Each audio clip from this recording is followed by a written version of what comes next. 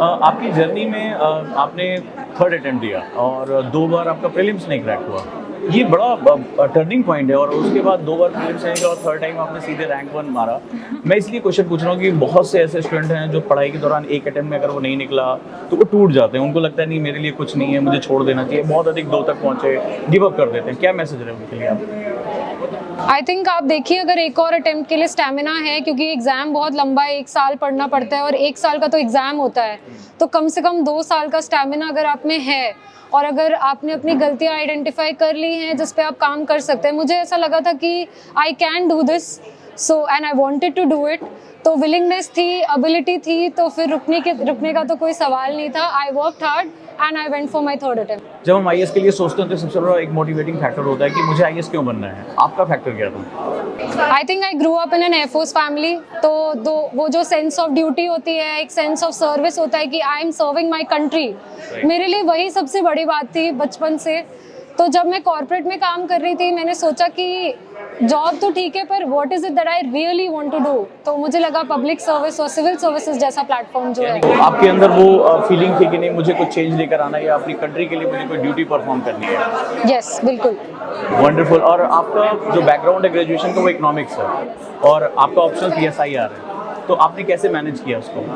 I think PSIR मुझे बहुत ही दिलचस्प सब्जेक्ट लगा था एंड ग्रेजुएशन में मेरा इलेक्टिव रह चुका था, तो इसीलिए मुझे थोड़ा आइडिया था। फिर मैंने मटेरियल देखा और मुझे लगा this is somewhere I can do well, मेरी राइटिंग स्किल्स मैं यूज़ कर सकती हूँ यहाँ पे, और इंटरनेशनल रिलेशंस जैसे कंटेम्प्रेरी सब्जेक्ट को मैं हैंडल कर सकती हूँ, इसलिए मैंने। और आंसर राइटिंग पे कैसे फोकस किया आपने? बहुत फोकस था, क्योंकि जब तक आप लिखेंगे नहीं तब तक वो चेक कैसे होगा। बहुत से बच्चे गलतियाँ करते हैं। बहुत नॉलेज है, जब तक वो पेपर पे ना हो, एग्जामिनर को नहीं पता है, उसके सामने सिर्फ वो कागज़ है।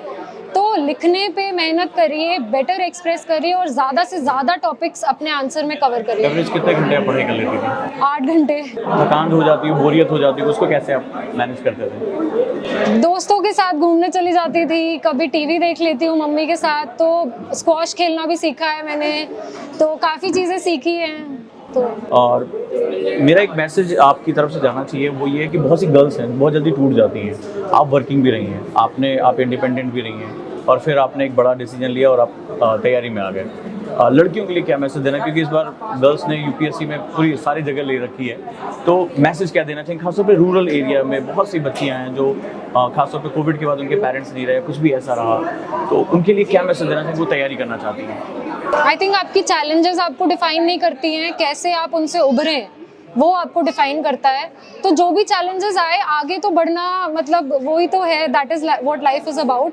तो चाहे आप रूरल बैकग्राउंड से हो या आपके पेरेंट्स ना हो, ये सारी प्रॉब्लम्स हैं, जेन्युइन प्रॉब्लम्स हैं, लेकिन हमारा ये फ़र्ज़ बनता है कि हम अपना बेस्ट दें। We should give our best no matter what the circumstances, and even if after I failed I tried to give my best in my third attempt, and मेहनत का फल तो अच्छा ही होता है।